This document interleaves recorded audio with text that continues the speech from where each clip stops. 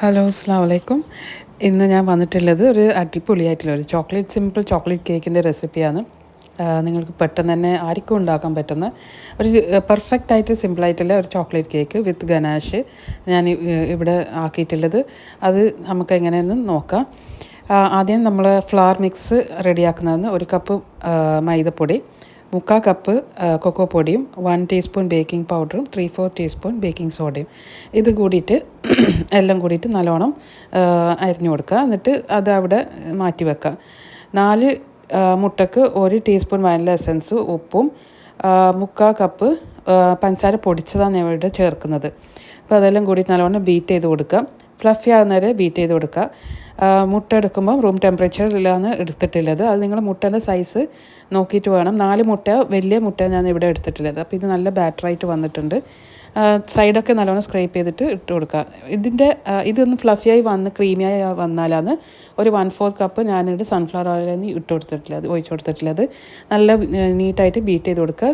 ഇതെല്ലാം നല്ല well combined ആയിട്ട് ചെയ്തിട്ട് നമ്മളെ ബാറ്ററിയുടെ സ്മൂത്ത് ബാറ്ററായിട്ട് വരുന്നവരെ നല്ല ഫ്ലഫി ആയിട്ട് ബീറ്റ് ചെയ്ത് കൊടുക്കുക. അപ്പോൾ നമ്മൾ മിക്സ് ഇവിടെ റെഡി ആയിട്ട് വന്നിട്ടുണ്ട്. ഇത് ഇങ്ങനെ നല്ല ഫോൾഡിങ് ആയിട്ടുള്ള മെത്തേഡ് ഇത് കാണുന്നില്ലേ, നന്ന കട്ടിയല്ല. പക്ഷേ ഈ ഒരു രൂപത്തിലാകുമ്പം നമ്മൾ ഫ്ലവർ മിക്സ് നമ്മൾ നേരത്തെ റെഡിയാക്കി വെച്ചത് ഇവിടെ കുറച്ചായിട്ട് ഇട്ട് കൊടുത്തിട്ട് ഫോൾഡിങ് മെത്തേഡിൽ ചെയ്ത് കൊടുക്കാം. നമ്മൾ സാധാരണ കേക്ക് ആക്കുന്ന പോലെ തന്നെ പിന്നെ ഇടയ്ക്ക് 2-3 പ്രാവശ്യം ഇങ്ങനെ ഇട്ട് കൊടുത്തിട്ട് സ്ലോലി ആയിട്ട്, അല്ലെങ്കിൽ സ്പീഡായിട്ട് ചെയ്താൽ ഈ കേക്ക് അത്ര ഫ്ലഫി ആയിട്ട് കിട്ടില്ല. ഇടയിൽ 1/4 കപ്പ് പാല് റൂം ടെമ്പറേച്ചറിലുള്ളത് ഞാൻ എടുത്തിട്ടുണ്ട്. അതും കൂടി മിക്സ് ചെയ്തിട്ട് നമ്മൾ ഈ പൊടിയും പാലും ഓൾട്ടർനേറ്റ് ആയിട്ട് ആഡ് ചെയ്ത് കൊടുക്കുന്നതാണ്.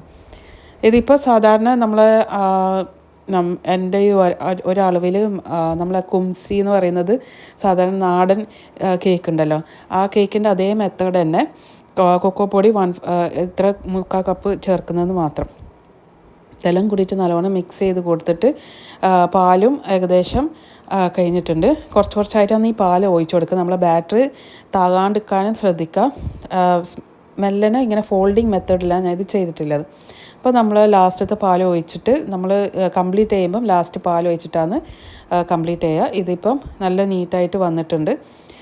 സൈഡൊക്കെ സ്ക്രേപ്പ് ചെയ്തിട്ട് നമ്മൾ ആക്കിയ ഒരു ബേക്കിംഗ് ഡിഷിലേക്ക് ഞാൻ ഇട്ട് കൊടുക്കുന്നുണ്ട്. ഇത് ഞാൻ 1 കിലോ ഇതിൻ്റെ ബേക്കിംഗ് പാനാണ്. ഇതിലേക്ക് 180 ഡിഗ്രീസിൽ 35 മിനിറ്റാണ് എൻ്റെ ഓവൻ എടുത്തിട്ടുള്ളത്.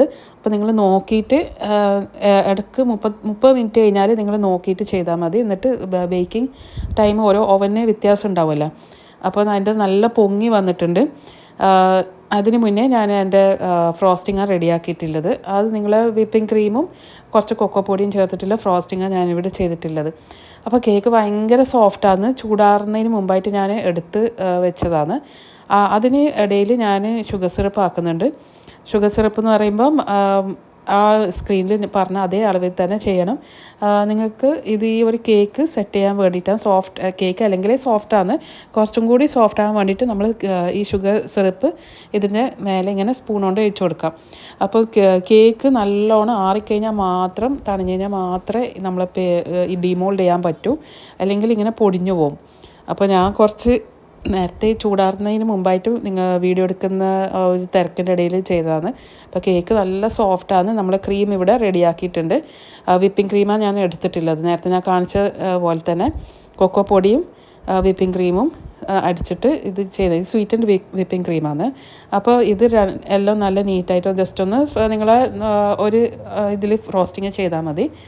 പിന്നെ അതിൻ്റെ കൂടത്തെ ഗനാഷ് റെഡിയാക്കുന്നുണ്ട്. 200 ഗ്രാംസിൻ്റെ ചോക്ലേറ്റ്, 200 ഗ്രാംസിൻ്റെ ക്രീം, 1:1 റേഷ്യോയിലാണ് ഞാൻ ഇവിടെ എടുത്തിട്ടുള്ളത്.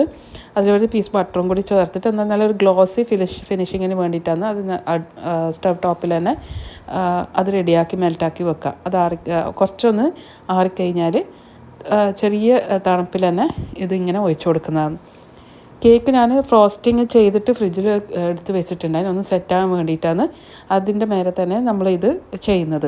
അപ്പോൾ ബാക്കി വരുന്ന ഈ ക്രീമുണ്ടല്ലോ, ഗനാഷ് താഴേക്ക് ഒലിച്ചു പോകുന്ന രീതിയിലാണ് ഇതിങ്ങനെ ചെയ്തിട്ടുള്ളത്. നിങ്ങൾക്ക് അത് എടുത്തിട്ട് കുട്ടികൾക്ക് ബ്രെഡിനോ എന്തെങ്കിലും ഡോണട്ട്സൊക്കെ ആക്കുന്നതാണെങ്കിൽ നിങ്ങൾക്ക് റീയൂസ് ചെയ്യാം.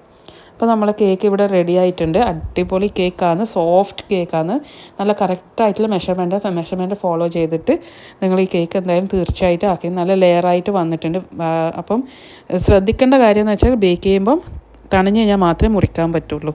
എല്ലാവരും ട്രൈ ചെയ്ത് ഫീഡ്ബാക്ക് അറിയിക്കും.